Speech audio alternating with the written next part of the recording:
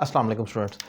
Had better, इसके दो meaning है, बेहतर होगा या बेहतर होता। ये आप फ्यूचर के लिए भी यूज़ कर लेते हैं, कर सकते हैं, और पास्ट के मीनिंग में भी यूज़ कर सकते हैं।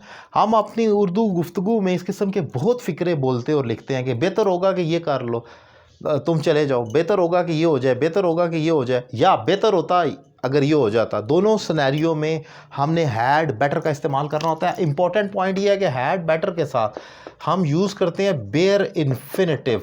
अब बेयर इन्फिनिटिव क्या होता है, ज़रा उस चीज़ को देख लें। बेयर इन्फिनिटिव होता है बगैर टू के वर्ब की फर्स्ट फॉर्म, यानी कि आपने टू नहीं लगाना।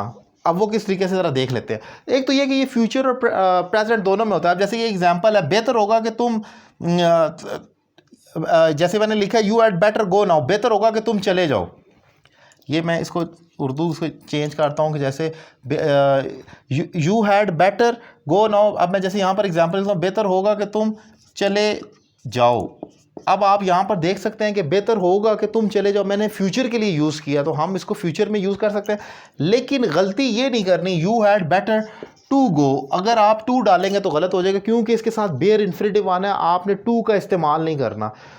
और इसका मीनिंग ये, जैसे मैंने लिखा है बेहतर होगा कि तुम चले जाओ, मैं उसको कह रहा हूँ अभी अच्छा है तुम्हारे लिए, यही अच्छा है कि तुम यहाँ से चले जाओ। So you had better go now, उस सेंस में।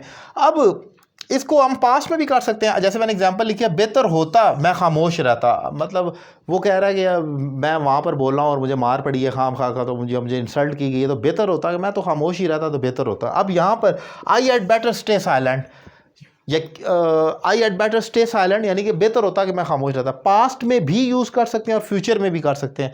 एक और एग्जांपल देखें, I had better work hard, बेहतर होता मैं मेहनत कर लेता, लेकिन नहीं की, I couldn't pass the exam, so I had better work hard in my exam, but unfortunately I didn't do that, so that is why I couldn't pass my test. So ये जो सिनेरियो है कि बेहतर होता मेहनत कर लेता, past में भी यूज़ कर सकते हैं, और जैसे मैंने एग्जांपल्स आपको दी कि आप फ्यूचर में भी यूज़ कर सकते हैं। लेकिन स्ट्रक्चर बहुत इंपॉर्टेंट है। आप अगर एक लम्हे के लिए अपनी रूटीन को ज़रा बैठ कर सोचें तो आप इस किस्म के कितने फ़िक्रों से गुजरते हैं। या आपको बोलना पड़ता है या आपको सुनना पड़ता है कोई दूसरा बोल रहा होगा। उर्दू की बात कर लें, इंग्लिश में नहीं। अगर आप उर्दू में, अगर आपने इंग्लिश में देखनी हो ना कि कौन सी चीज़ कितनी इंपॉर्टेंट है, तो ये देख लें अगर उर्दू में वो कितनी यूज़ हो रही है, ऑब्वियसली फिर उसकी इंग्लिश के स्ट्रक्चर के मुताबिक आप उसको अप्लाई कर सकते हैं सीखने के बाद। तो आप अगर गौर करें कि इस किस्म का कितना आप बोलते हैं, बेहतर होगा ये हो जाए, बेहतर होगा ये हो जाए। सो ये एक इंपॉर्टेंट स्ट्रक्चर है जो मैंने यहाँ डिफाइन किया। उम्मीद करता हूँ ये शॉर्ट ट्रिक बहुत इंपॉर्टेंट आपको समझ आई होगी। मेरे दीगर लेक्चर्स देखने के लिए मेरे यूट्यूब चैनल सब्सक्राइब करें, और मुझसे ऑनलाइन क्लासेस लेने के लिए नंबर आपकी स्क्रीन पर मौजूद है। Thank you very much.